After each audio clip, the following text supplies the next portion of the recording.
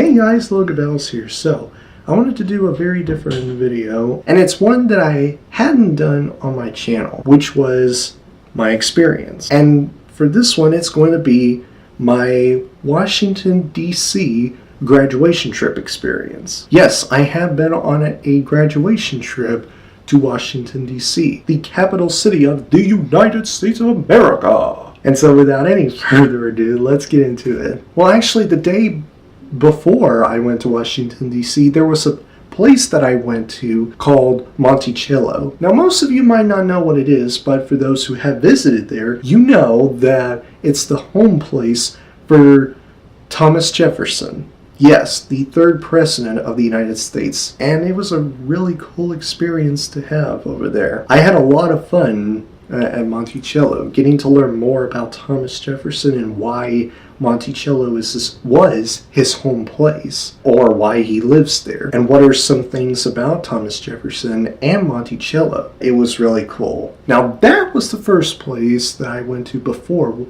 I went to Washington, D.C. Now, the first thing that I visited after arriving in Washington, D.C. was the Jefferson Memorial. And it was pretty cool. I never know what it looks like from the inside until I went inside of the Jefferson Memorial. What the inside of Jefferson Memorial looks like, for those who hadn't visited, has the statue of Thomas Jefferson just at the center of the inside of the Jefferson Memorial. And what's beside the statue of Thomas Jefferson are, I can only assume, are 4 speeches written on each of the 4 corners inside the Jefferson Memorial. And all the 4 speeches that have been brought at each of the 4 corners inside the Jefferson Memorial are from Thomas Jefferson himself. And it was pretty cool. I like it. I pretty much dig it. Isn't that how young people would say?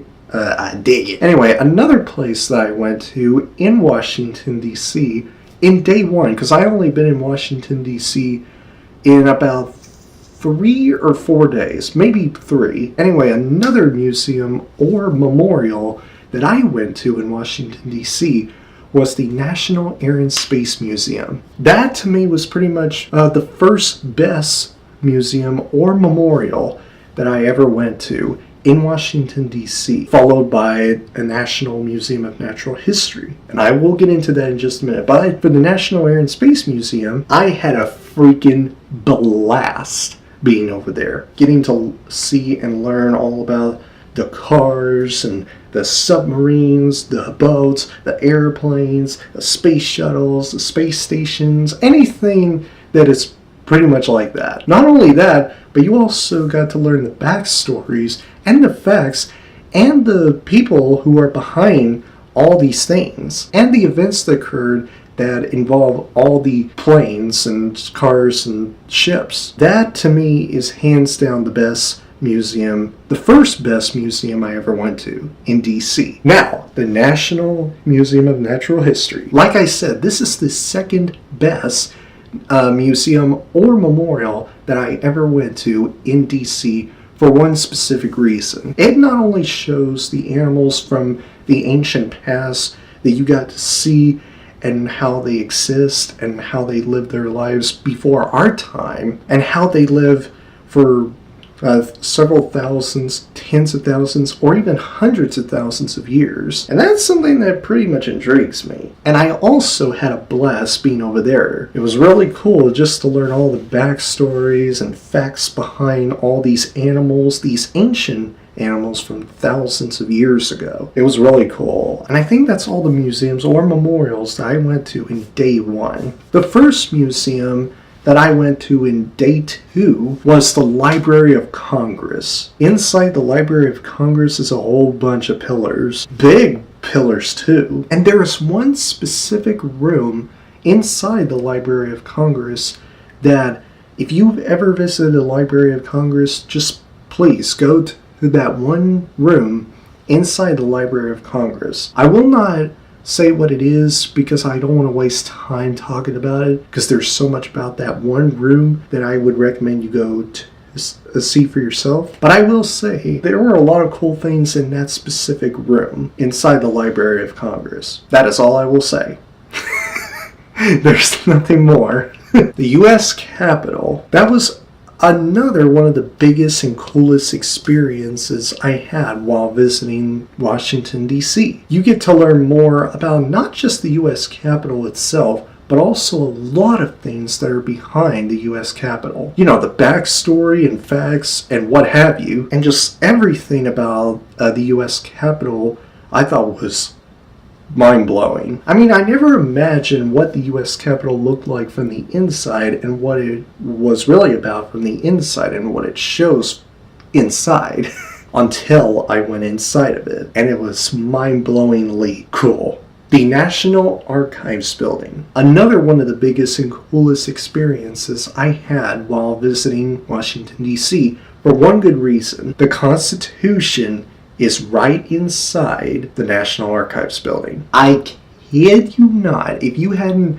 visited Washington, D.C. just to go visit the National Archives Building, please do so. If and only if you want to see the Constitution in real life. That's exactly what I did, and I was pleasantly surprised. You know, getting to learn much about the Constitution and what it represents and what are some of the things about it, like the amendments, like the First Amendment, which is the right of free speech without interference, or government interference, and the Second Amendment, which is the right to keep and bear arms, and a whole bunch of other amendments. And I was impressed. And that's pretty much all the museums or memorials that I went to in day 2, so I guess that was the end of day 2. Oh, wait a minute, no! I think in day 1 or 2, maybe day 1, I visited the Washington Monument, and holy crap, it was that tall. Yeah, it was really tall. I want to give you a quick backstory. A few years ago, I looked at the Google images for the Washington Monument, and every time I look at those Google images of the Washington Monument, I kept wondering to myself, how tall is the Washington Monument, really? And I keep on imagining how tall the Washington Monument is until I went to see it in person, and oh boy, it was so tall. If you want to see how tall the Washington Monument is, please go to Washington, D.C., just to see it for yourself. You will be amazed by how tall it is. And that's pretty much about it that I could gather from the top of my head. And on day 3, which I think was the last day of my graduation trip to Washington, D.C., I went to the Arlington National Cemetery, one of the biggest, if not the biggest cemetery ever. I think it's that. What I will say about Arlington National Cemetery is it's one big cemetery. That is certainly what I will give the Arlington National Cemetery. It is one big cemetery. The biggest and surprising part of the Arlington National Cemetery, at least to me, was the Tomb of the Unknown Soldier. And it was really cool.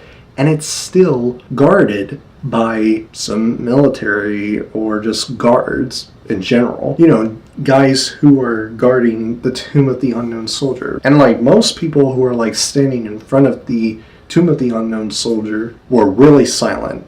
Never said a word or made any noise whatsoever. Just complete silence while the guards just patrol.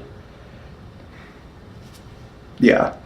But yeah, that was the last day that I went to in Washington, D.C. for my graduation trip. But it is not the only thing that I visited while I left Washington, D.C. to come back home. One other place that I visited was Mount Vernon. Again, you might not know about Mount Vernon, but you definitely should. It is the home place, I think the home place, of George Washington, the first president of the United States. I went there and it was pretty much like Monticello, except less obese, I guess, and much wider. Anyway, what do I think of Mount Vernon? I thought it was really cool. You get to learn more about George Washington and why Mount Vernon was his home place and why he lives there, and what are so many things about Mount Vernon and so many things about what George Washington did at Mount Vernon while he's still alive. Just all that stuff that you can learn about George Washington and Mount Vernon. It was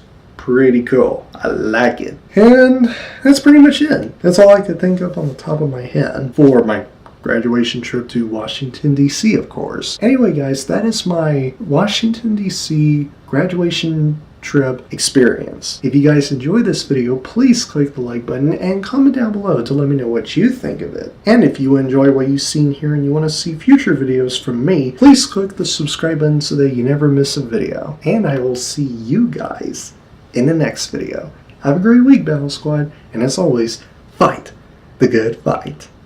Peace!